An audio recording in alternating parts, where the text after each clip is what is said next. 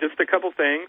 I thought the security after getting off the plane was a complete embarrassment, total disorganizational mess that actually put us in more jeopardy than we were already in.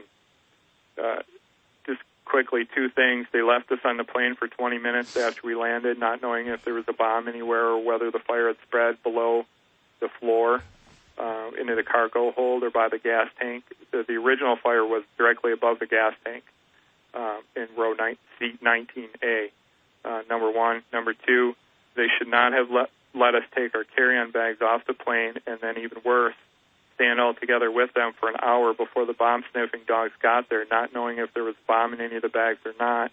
And it looks like what appeared to be a bomb was discovered by one of the dogs. So those two things made us considerably less safe than we should have been due to what I would call a disorganizational mess.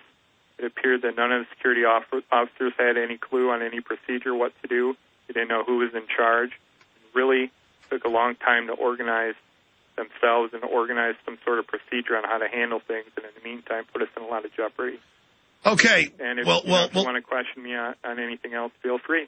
Well, let me do that here at the end, and hopefully we can have you back up a little bit in the days to come, because you are and your wife are key eyewitnesses. And again, it's being confirmed by other people on the plane. We're going to play the clip after you leave, saying this guy was videotaping the whole flight. Yeah. They've given multiple interviews. Very suspicious there. I've been given a quote here from you being interviewed on a radio show. I want to find out if this is accurate. You did tell me that you visited Infowars.com from time to time. I did. And I understand this is separate. Okay. I want all the information to be public, put in the public, to inform the public and to help law enforcement do whatever they can to solve this crisis. 8 years later, I am still irritated with 9/11, what I consider to be a 9/11 cover-up, and I personally have knowledge with this terrorist attack, and I am not going to let anybody cover up what I know. Kurt Haskell, attorney. Is that an accurate quote, and where was that said? It's an accurate quote, but I don't want to get into any more detail on that because I don't want any kind of smear campaign against myself to discredit this story, which is an entirely separate story. No, I understand. Well, there's other witnesses. They've got to release the surveillance footage. Other people are confirming things that happened. I mean, we know his dad warned everybody. We know he was on the terror list. He fits the classic M.O.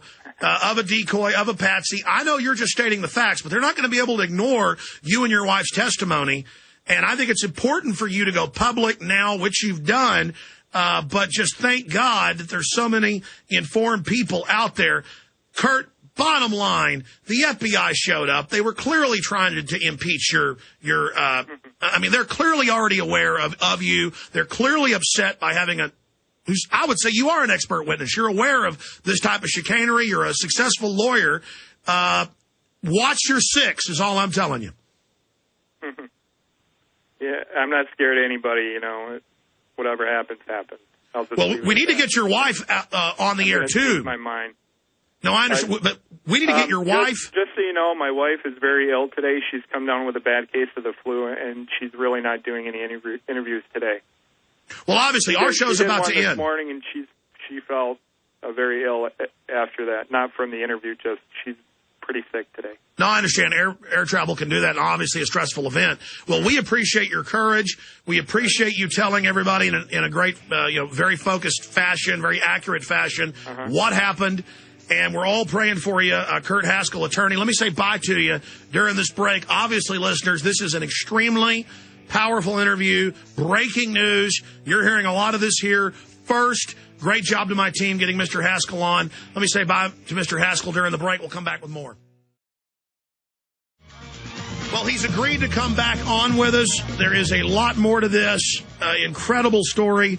I'm going to try to get his wife on in the next few days with him. But regardless, this is breaking now. We need to make sure the real issues get investigated. Kurt Haskell, we appreciate your courage. Thank you for spending time with us. Hey, no problem. And I just wanted to let you know that if there's any interest of me coming on again to do a Q&A session or tell anything further, I'd be glad to do it at any time. I have very limited time today, so I can't do it today, but another time I'd be more than willing. Thank you so much, Mr. Haskell. Take care. No problem. Have a good day. Thank you. Goodbye. Oh, man. Well, I tell you, talking to him off air, woo! This is really bad. Meanwhile, the neocons like Michael Shermer, the Skeptics magazine, their God is going, oh, we need to rescind our 9/11 truth.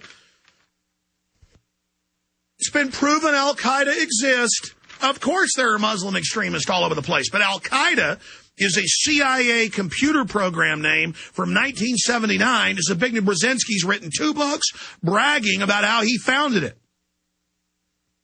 That's the reality.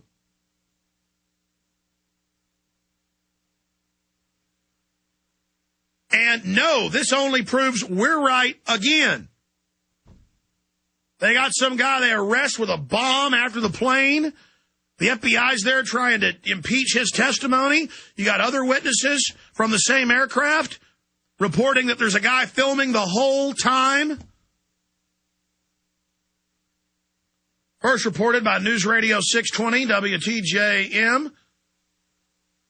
He sat up and videotaped the entire thing very calmly, said Patricia. We do know that the FBI is looking for him intensely. Yeah, right. Her daughter said ahead of them was a man who videotaped the entire flight, including the attempted detonation. Right as they're hyping wanting to go into Sudan. Right as they're hyping wanting to go into Yemen. Right as the news, both BBC and the New York Times, reported the day before this happened that the new war was Yemen. Give me a close shot on this. Yemen, new frontier in U.S. war on terror, December 24th. That's BBC. Here's New York Times, December 24th. Hundreds of these articles in the last 2 weeks before this. Battle against Al-Qaeda stepped up in Yemen. Thousands of U.S. Special Forces there. Full-scale deal going on.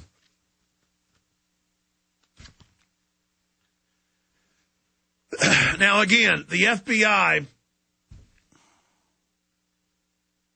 you know what? I'm not going to say anything that Haskell told me that was off air. Only 2 things he asked me not to talk about, and I'm not going to talk about those things he told me, but I'm not going to say anything else he told me. Just going to shut up till he's back on the show. That's the torture of this job, though, man. I mean, you get a high-level person over the Department of Cemeteries in New York State. That's a big department in any state. And they give you secret documents about how the government's getting ready for a mass flu die-off. And I get this 3 months before they start the flu hype. And I just say, I don't know if this is really going to happen, but the feds are telling the Bureau of Prisons in New York that there's going to be a massive flu in 2009, 2010. It's going to kill millions. Get ready for millions dead in New York. Then I get an emergency manager from Indiana bordering a Chicago county saying the same thing. And I've got to have one of the biggest eyewitnesses out there load all this info on me, and I can't tell you about it. Now I've got an instant headache, just instant headache here. I'm literally doing hundreds of investigations at once. I'm not complaining. And then I got to watch sniveling establishment people like this Michael Shermer, 9/11 truthers foiled by 1225 attack. We're foiled. Some simplistic thing about because Al-Qaeda is releasing on Israeli fake intel sites responsibility. And Intel Center, run by the CIA, publicly puts out fake videos with their logo in the same layer as the grandson of the former head of the ADL, Adam Gadon. I mean, Israeli agents are the head of Al-Qaeda on TV. I mean, how, but the public doesn't know that. They can verify that in 5 minutes. They don't want to know the truth. That is certain pockets of the population.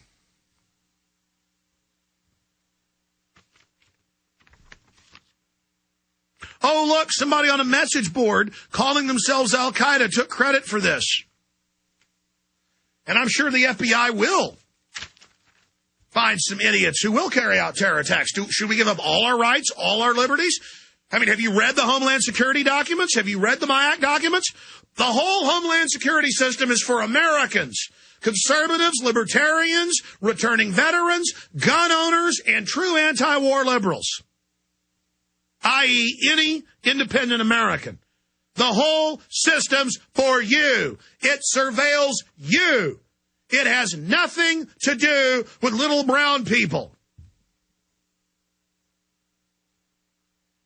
Do you got that? The New World Order is worried about the last country they haven't disarmed, that they haven't fully bankrupted and run yet. They've taken over everywhere else. They want the U.S., the big fat engine of tyranny, under full control.